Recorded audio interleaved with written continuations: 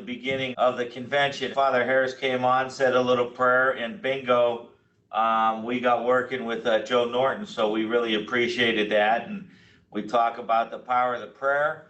One of the things that we need more than anything is to maintain and sustain our membership. And as I said, one of the best organizers I've had the opportunity to work with, and I served as an organizer, and I could tell you, hands down, he's doing a better job than I ever could, is Brother McSweeney.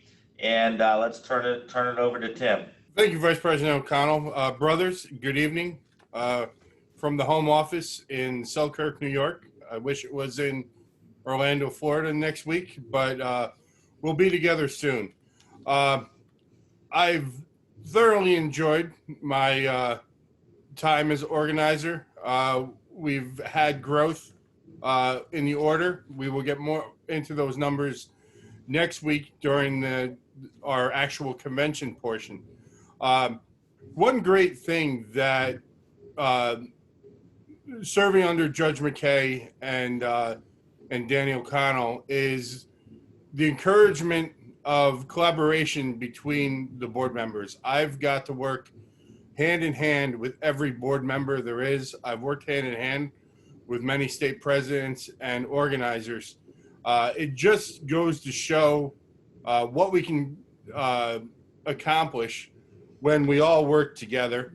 And pardon me, I'm reading off my notes here.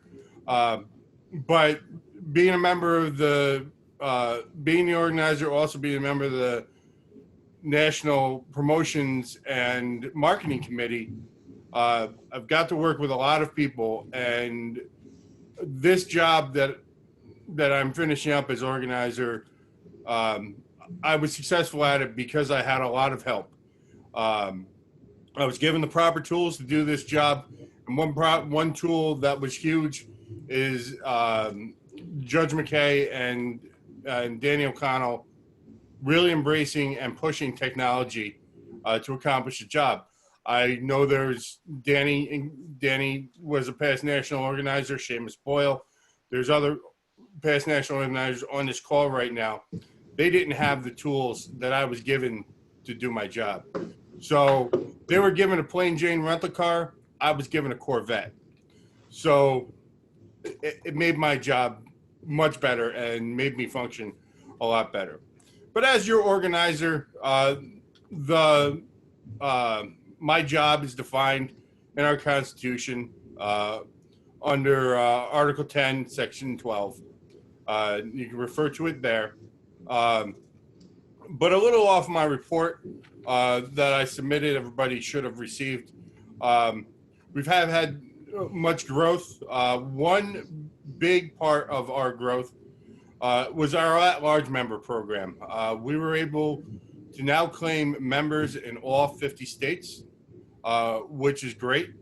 Although we don't have divisions in all 50 states, soon that will become a reality. Not overnight, but I'd like to call on one of my deputy national organizers, Joe Casey. I was tasked with the at-large membership, part of the organizer section. And the way that is somebody sends in an application to Tim, and if he finds that they don't have a division within a 60-mile radius, he lets them know that and tells them that we do have the at-large membership program. And if they would like to join that, with the hopes that eventually they will form a division in that county, and then we can get another division going. So when they get that and they send the application to me and I vet it and make sure everything's okay, got it signed by the parish priest, then I contact that person and set up a time that I can call them to administer the St. Patrick's Pledge and get them into the order. And a lot of times they've already talked to Tim a lot, and they're very excited about being part of this membership, and they're hoping they can get other friends, priests, different people around to get that set up. So, you know, our goal is not to enlarge the at-large membership so much as to get it going And then the best thing would be that that at-large member drops out of that program and starts his own division and becomes a regular member. Uh, we're doing well. We're getting new members. You know, during this time, we can still do it with the way we have been doing it by the phone. And hopefully we can get things going even farther once this pandemic is over. Thanks, Joe, and thanks for all your help over the last few years. I couldn't have done this without you. Well, thank you. And I thank you for giving that privilege to work for you. And I appreciate it. And I hope the best for everybody in the organizers' organizations. So thank you. Great. So earlier we heard from Jim Larkin from New Mexico. He started out as an at-large member, and a success story, we were able to start the Albuquerque division. Coincidentally, before Jim moved to Albuquerque, he lived about 25 miles north of me, up near Saratoga Springs, New York.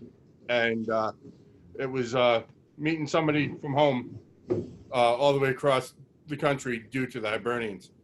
So my other deputy national organizer is Keith Reynolds from Florida, formerly of New York. Keith hates the snow, so he got smart, moved down to Florida. Florida is a growing state. We'll probably hear from State President Ray Lynch sometime over the next couple of days. But Keith was tasked with processing and responding to requests for information off of our national website. Reverend clergy, worthy president, brothers all, greetings in Florida, as Tim pointed out. My job is vetting requests for information. As Tim pointed out earlier, one of the things we've been doing is embracing the technology end of this under President McKay. And we get blasts that we do on advertising from Irish Central and EWTN, the Catholic channel. What we do is these requests for information come in, and I respond to them and advise them of who we are, what our requirements are to join our organization. And then I direct them to the AOH.com/join. And we've been very successful with having quite a few applicants get turned over and forwarded to states. My other job is also dealing with the state of Florida and sending all the applications into the state of Florida. The past Florida organizer, Joe Laguardia, I dealt with for quite a while, and currently now I am the Florida state organizer, and I work closely with Ray Lynch, and we've been greatly increasing the number in Florida for the amount of applications that have come through. So it's tough, I understand, with the COVID-19 and trying to recruit new members, but this system is definitely working very well. Thank you. Great. Thanks, Keith, and thanks for all your help over the last few years. You've been a vital link on the team. Thank you. So moving on to new divisions over the last few years, Phoenix, Arizona, Dallas, Fort Worth, Texas, which enabled us to reform the Texas State Board. Texas State Board is up and functioning and doing well. Warwick, New York, and Orange County, New York. Another division in Philadelphia, Pennsylvania. Delray Beach, Florida. Sarasota, Florida, started by Father Tim Harris, who we heard from earlier.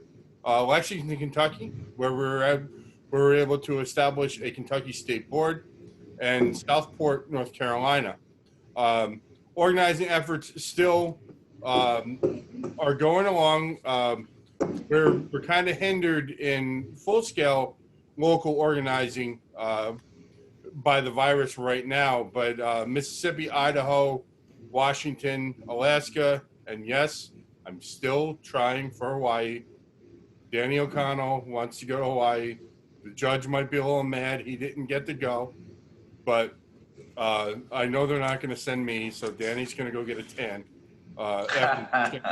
after he just got back from Colorado.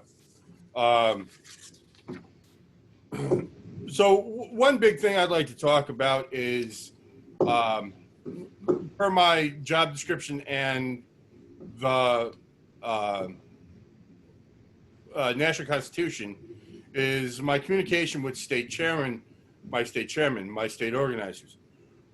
While the majority of the states have organizers that I am in fairly regular contact with, and state presidents also for that matter, there are states that do not have organizers. It trickles all the way down to divisions that don't have organizers. Organization membership is the bottom line in an organization. If we don't have members, we don't have an organization.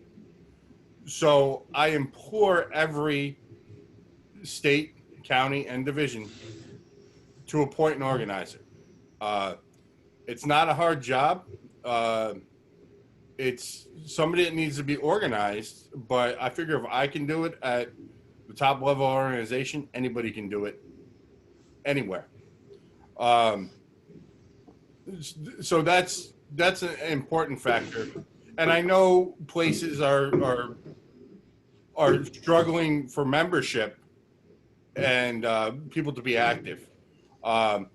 If you don't have an organizer, I'd like to see that the division president assume that role of organizer, just so that myself and the state organizers have a point of contact when there is a new application or somebody looking to get information from us. That's basically a summary of my report that I submitted.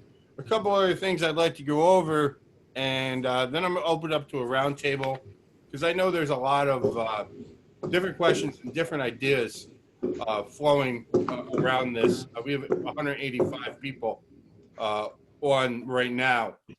So just a few things that I'd like to bring up, and I'm going to summarize this report in my report to the convention on Friday with a couple other quick things on a PowerPoint. It'll be very quick. But a few things that have came up lately is vetting of potential members. So somebody approaches us, we don't particularly know them, or we don't particularly know their sponsor. Myself, I come from a large division. We have 500 people. We might have a guy sponsored by a guy who doesn't come to meetings, so we don't know who he is. Simple, get to know the guy, do a Google search on him, see what he's about. You might, unfortunately, find out that he's not right for our organization. A simple Google search gives you, fortunately and unfortunately, a lot of times, if they're arrested, and what kind of character are they. Also, along with vetting is, are we sitting down these guys and getting to know them? Zoom, a great tool to do that. Those of us who have halls, invite them down to the hall for a refreshment and just get to know them as a person. A basic meet and greet with you, with the sponsor and a couple other division officers. Ask about their church involvement, their interest with the organization. If you bring a new member in and you get them talking and they're big into Freedom for Our Island or immigration or pro-life, you've just gauged where they want to fit in the organization. So now you can begin to engage them and get them to get back. I'd like to open it up to the floor, guys, if we could do hand raises or chats, and we'll talk to those, any brothers that have questions or would like to talk about anything. So we have Timothy Miles. Hey, Tim, how are you? Yeah, okay. Yeah, just getting back to the Snowbird Social. I'd like to do it again next year with the blessing of the organizer and the national presidents. The judge and yourself would certainly back me very well with it, and we actually got a division started in Del Rey as a result of our first event. And I just now, with Keith being down in Florida, and I had thoughts maybe we'll do two next winter, maybe do one on the West Coast. So I just wanted to follow up on that. I'll certainly, with the blessings of the national board, I'll continue it on the East Coast, and maybe we get something going on the West Coast, because it certainly is about retention of membership. And there were guys who joined the division in Delray who were lapsed members. So we're happy, I'm very happy about that. And I'll continue. And I had good help with Matt Riley, Ed Wallace, Jim Sullivan, and the likes of that. And I did hear, I think the Florida State Vice President is from the West Coast. So maybe, with a little help, we can get something going there and just keeping the brothers intact. So that's my 2 cents. Thank you. Absolutely. Tim, you do a great job on that. And brothers, just to recap, those of us from the Northeast looking to get away from the snow, I can't do that yet because I'm still working, but a lot of retirees from the Northeast, Ohio, Pennsylvania, and all over are down in Florida. So like Tim said, it's on the East Coast now. Maybe we'll look into expand to the West Coast. If anybody on is a snowbird and would like more information, get a hold of me. Or if you have any snowbirds looking for information, I'll be glad to put you in touch with Tim. Chris, I believe we had a question from Ryan McInerney. Okay. Ryan is unmuted. Hey, how are you? How are you? Good. I have a couple of questions for you, just with regards to what you said. I completely agree. And what I think, Joe Casey really put this in perspective. The at-large membership, I think, is going to be huge for, I guess, growing divisions and, but for members who cannot get to meetings, I think it's going to be, Zoom, meetings it's going to be the future. So I, applaud that, initiative on your part to do that. But you know what, Keith Reynolds from Florida also, had some great ideas. And I was just wondering how he is recruiting specifically. Like, is he going out to churches? Is he, how are they getting members to get involved? Specifically, younger members. And that's a larger question to you and to everybody out there. How are they doing that? Well, I'll handle the younger members. Through our use of technology, through our marketing advertising campaign, and a lot that has to do with social media. A lot of us are on Facebook. Some of us are on Instagram. Instagram tends to be a younger demographic.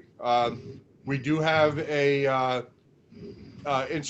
have a very active Facebook page, but that's where we're finding a lot of the younger members. In Florida, let's face it, you're not going to find a whole lot of younger members. It tends to be Understood, yeah. an older demographic. But if we could unmute Keith, he can tell us about what he's done in Florida, and a lot of it spins off of our online application. So go ahead, Keith. Well, aside the old school way of going to sit outside at a table outside a church when they get out, being more active within your communities, holding events, making yourself public, your division public, and letting them know who you are and that you're there is the biggest thing. A lot of time people don't even realize that there's a Hibernian unit or division in their area at all. You have to be active. Inactive divisions are killers. So you have to get out there and have parades, have festivals, whatever you can do to get us out there. I mean, that's the biggest thing, is making us known to everybody. Now, Ryan, where are you from? Somerset County, St. Patrick's, Somerset County, New Jersey. New Jersey. So we get members in just through word of mouth, stuff like that. So we, I don't know, like if there's any other, and if anybody in, the divisions out there have any other recruiting techniques that have worked for them, I would welcome that. I'm sorry we can't be together in Orlando, to have this discussion, but, I think it's a very big and very important part of how we're going to grow. I think one thing that I've found is community events, Irish festivals, Irish fairs, parades. I know in New York, and I believe they're starting to take off around the country. Is we've invested in recruitment tents, big beautiful 10 by 10 pop-ups with our emblem on it, Right. and it really helps. It really helps us stand out at these events with recruiting people. I know we have 4 of them in New York now, Keith. We have 4. I believe. So we have 4 that the state owns, and there's other divisions that have them, and they're a great tool at fairs and festivals and such. And I know New Jersey has a lot of Irish festivals. Unfortunately, not this year. Right. But it's an investment. But that's face-to-face recruitment right there. Sure. A nice, a nice tent doesn't, don't have to go out and spend a ton of money on it, but get some banners made up. But that is a very face-to-face grassroots recruiting is where you're going to find a lot of people. Also, we have, if you've utilized any of our recruitment material off of the organizer's resource page, is Okay. great. You customize it to your division. It's small enough to go on a 8.5 by 11, or you can take it to Kinko's and blow it up to any which size you want. But it says, the Somerset County Division meets on this night, and contact Ryan McInerney at such and such for more information. Okay. Yeah, that's a good ideas. Do you guys ever leverage or anything like that? Brother McSweeney, we have about 13 Sorry. more minutes, and then we're gonna go into a hard stop at 8:10. So I'm sorry, 22 more minutes. So you got a handful of questions if you want to get through them. Let's gentlemen, when you ask the questions, let's be concise and then let Tim answer. Hey, Ryan, we can take this offline. I will. Absolutely. I will Yeah, I'll definitely reach get a out to hold Joe of you. and Keith. And Somerset, which division? St. Patrick's Division 1. Somerset 1. Okay, Ryan, thanks for your input. Thank you so much, guys.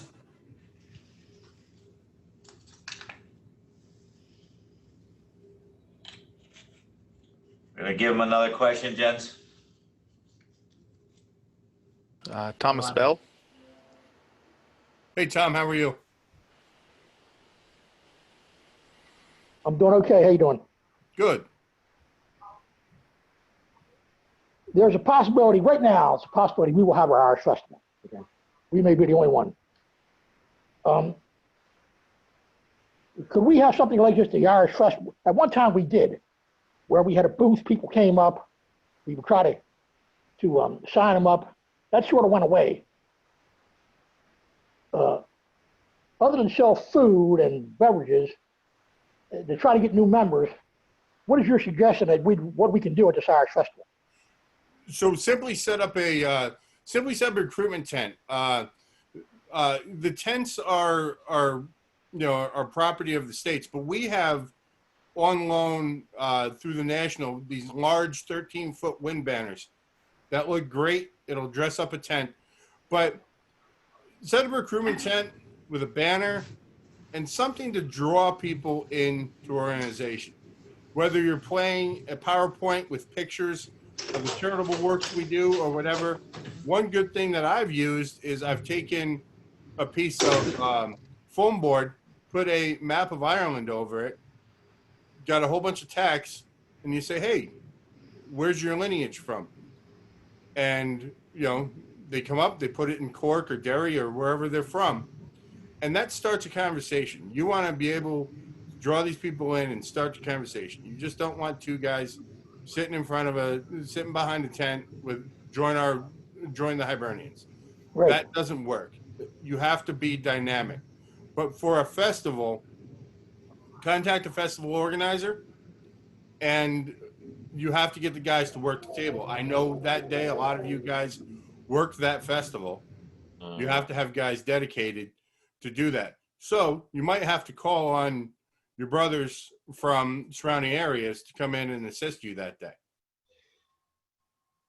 Okay, that's a good idea. Thanks, Tom. All right, thanks. I'll take the next question. Looks like next we have Brian O'Neill.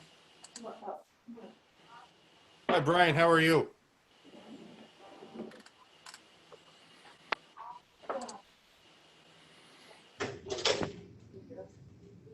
Brian, you should be able to unmute yourself there.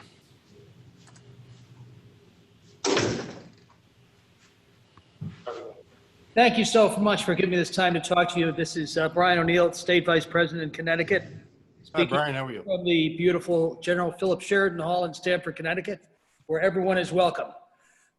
Thank you for all your efforts, brothers, and God bless you all. I hope you're all safe. I have several items I want to discuss regarding membership. Number one, I welcome the Veterans Pin. I would like to see a first responders pin, especially in this pandemic environment. If all of divisions were to recognize our fellow brother policemen and brother firemen and nurses and other emergency EMTs, I think it would go a long way to show our appreciation towards that whole community in this difficult environment. Secondly, I would like to have us consider how we address our aging members who have been members for oftentimes 30 or 40 years, who still are being in an awkward position to pay dues, often as they're running into financial hardships.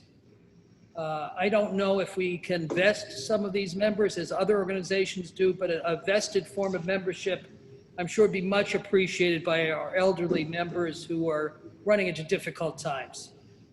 Thank you for your consideration. God bless you all. Thank you, Brian. Brian, Danny O'Connell here. One of the things we do at our division is we do with some of our members who are older and or going through some tough times, we pay their dues privately. Nobody really knows, but our president has the authority to maintain someone's membership and pay their dues. And so what we end up paying is the national dues, and I think our state dues are 6. So as a division, when we get someone in that situation, we're in essence paying $18 for them as gratitude for the membership in our division. So that's just a thought to get you started. And I really like the idea on the first responder pin. I don't know if it was you or someone else who brought it up 2 years ago, but I'm sure Tim will look into that moving forward. Absolutely. Thank you, Brian. I think Leah McNabb hand was up there. Hey, Tim.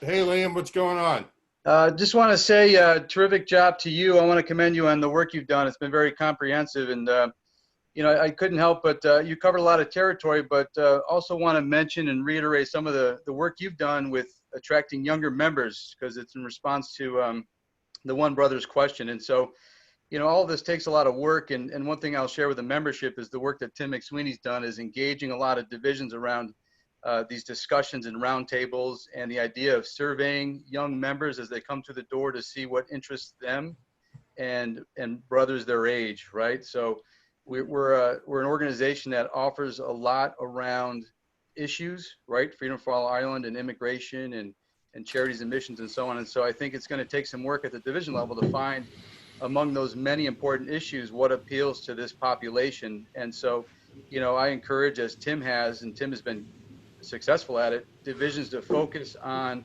putting these issues in front of the younger population to see what appeals to them. Because if you get one young guy, he's likely to bring back 5 other young guys. So once again, spend some time focusing on that. But again, just want to commend Tim, because having worked with Tim, he's done a great job with many roundtables, these discussions to work with divisions on their elevator speech and to help them market. But one thing that Tim said that Daniel O'Connell and Judge McKay has done has invested in the organization. And so at the division level, a lot of the more successful divisions have invested in technology, have invested in these practices in an effort to grow the division. And so these are all recommendations that have proven to be successful. And Tim has done some of those. I just wanted to reiterate those and share those with our brothers.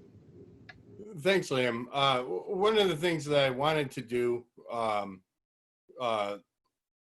over the last few years, I haven't been able to, and maybe moving forward, this is a recommendation to President O'Connell, is especially with Zoom, is to commission under 35 summits or under 40 years of age summits, where we bring in members that are younger and get their ideas of how we're going to recruit and how we move this division forward, seeing that they're of a different generation and what their interests are going to be. I think it would be a good gauge of us moving forward. It could be in a live format, but it also could be in a Zoom format. So I'll take another question. Again, right? Hey, Mike, how are you? Good. I'm also from Connecticut, president of the Hartford division, and not so much a question, but I think you brought up a good point. We've short amount of time here, tried to really get a little more robust on social media, especially on Twitter and Instagram, and trying to get young people engaged. We actually were lucky enough the other night.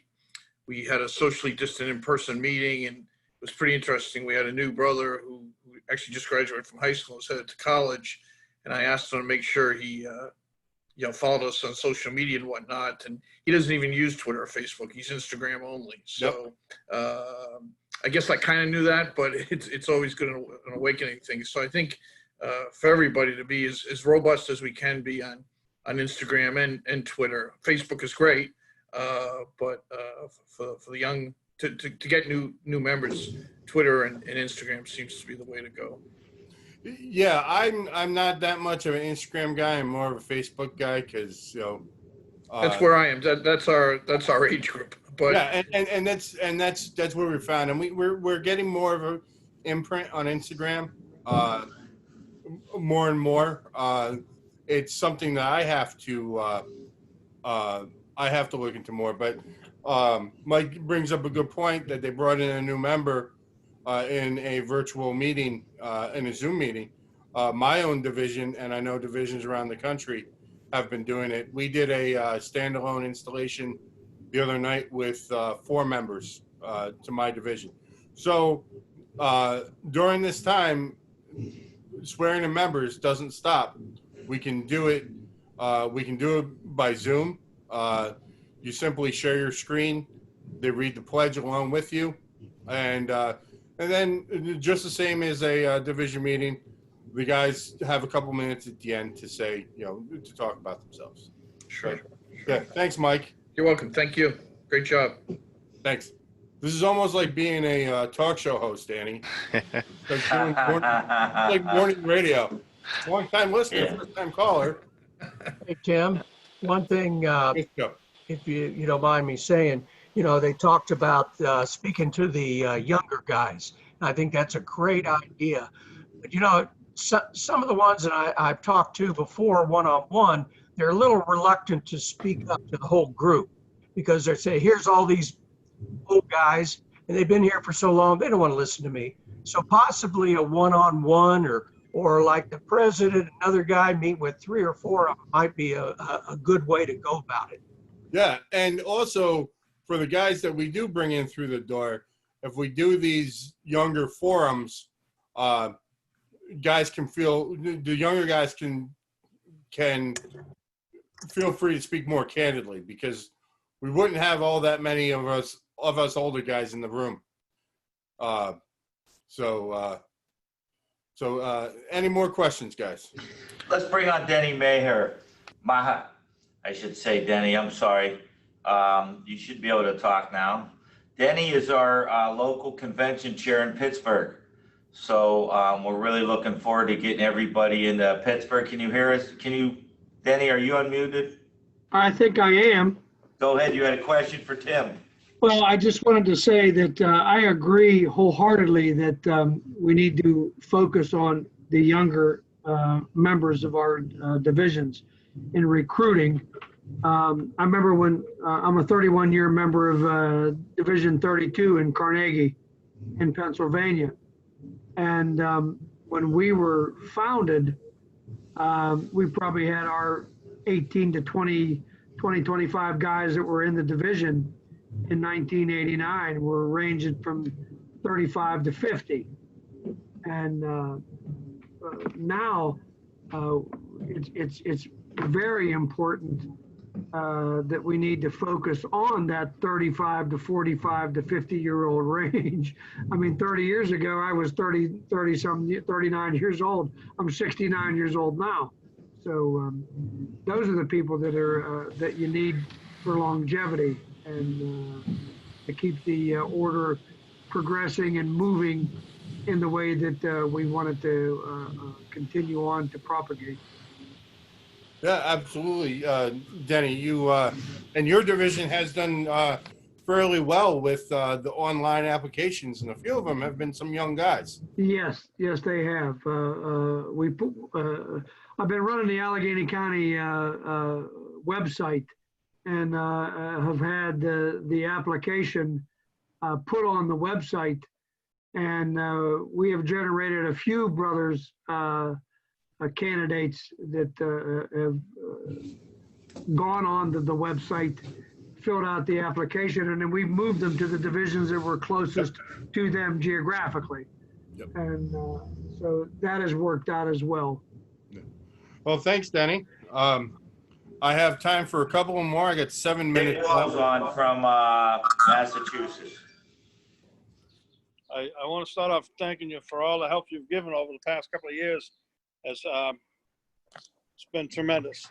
We've had, from the conferences that you had, both down in New Jersey, and then you came up to Worcester and put one on up here. It was very informative, and it helped out a lot with some of the divisions that were not sure exactly what we're supposed to do. I'd like to see maybe continue on with that and get a little more in depth, especially with this tax problem that everybody's having, the nonprofit status. Also, when you mentioned about recruiting it at different festivals and fairs, we have them up here, and I have the state tent with the state and the national website listed on the curtains on the sides. And it's worked out tremendous. Our Plymouth division's almost doubled. Getting out there and getting your name out, I agree, that's definitely something you have to do. Meet and greets with the local churches has also helped. Get permission to come in and have like a little coffee and donut time after church and meet the people there after they introduce you. Helps out a lot too. But again, I just want to thank you for all the assistance that you've given over the past couple of years and all the paraphernalia you've given me to hand out and to promote our organization. And it's definitely helped up here in Massachusetts. Thanks, Dick. You've done a great job. You're an example of what a state organizer should be. Oh, thank you. We'll take one more and we'll wrap it up so we stay on schedule here. Tim, I just wanted to say thank you for all the help that you've given us as we've gone on this journey to start up the division. A couple of things. One of our members, Deacon Steve Rangel, he had me speak at one of the deaneries. There's 3 deaneries or 4 deaneries in New Mexico. And that's where all the deacons get together and have a quarterly meeting. And they rotate to different deaneries. And this provides an opportunity for AOH representative to speak to the deacons, and the deacons are going to be the ones that are really in that position between the priest or pastor and the congregation. So that's really a good way to capture a lot of visibility up front. The other thing is, when I was studying the Constitution before we stood up the division, I thought I remembered seeing that each division can nominate one person for life membership stuff, and then the national votes on that. So I didn't know if I was mistaken, but someone had asked about older members being able to be, to not need to pay the dues, and I just wanted to bring that up as I thought I remembered that was an avenue for that. Jim, there is, but there's qualifications for that. First and foremost, with your division, To qualify for National Life membership, you must have 25 years of membership to be considered. Yeah, So- I remember that. So you know that's an avenue for older members. But Jim, I don't mean to cut you off, but I got to wrap this up. So Tim, I'd like to take one more question. We have next year's, we heard from next year's convention chair, and I see last year's chair, John O'Dwyer, the last convention 2 years ago. John's on the call. So let's have John be the final question. We got a couple minutes there to push. Go ahead, John. Okay, hopefully you can hear me. Yep, I hear you, John. Hey, just a couple of thoughts. There are two avenues to grow our divisions. One is the guys that you have already that don't come around, and obviously go out and invest and get new ones.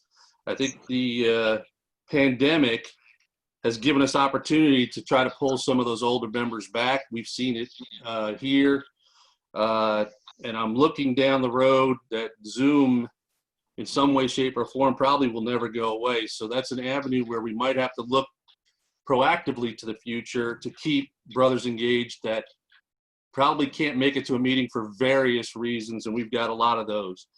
But it is a closed type of a tool, so we do have to keep going back out, as mentioned earlier, with the social media. But also, there's a couple other things. You got to find the brothers that are actually comfortable and can get out to do that face-to-face, even during this time, and talk to them directly about what can you do, where can you go.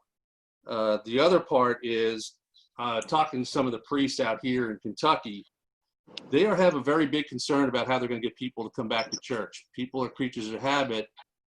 Their concern is that they haven't been coming every Sunday, been online. How do they get them back? And I think coordinating with the church, because the Catholic side is extremely important to us, that if you're reaching out to people to come back to church, then maybe you work with your priests, your churches, as a way to help them and get the AOH out there as well. As far as the young kids, you know, we did a graduate program and went out and put signs out in people's yards that graduated this year, and they all loved it. And I think that's something that's probably going to continue going forward for us out here. Just identifying who are the young people, let them know the AOH is there, congratulate them, and engage them in their own world. So just a couple of thoughts. I appreciate everything you've done, Tim. You're outstanding. Thanks, John. I think we're going to be in great shape going forward. I'm proud to say we keep growing in Kentucky. I haven't had a meeting yet. We're having a new member. So your help is greatly appreciated. Thank you, sir. Thanks, John. Guys, I want to thank you for all for indulging me here tonight. I know we went a little long. We were scheduled for 45 minutes. I didn't think we were going to use this all. But again, thank you very much. We're all together. We're going to continue to grow this order, and I'll turn it back over to Danny. Good night and God bless, brothers.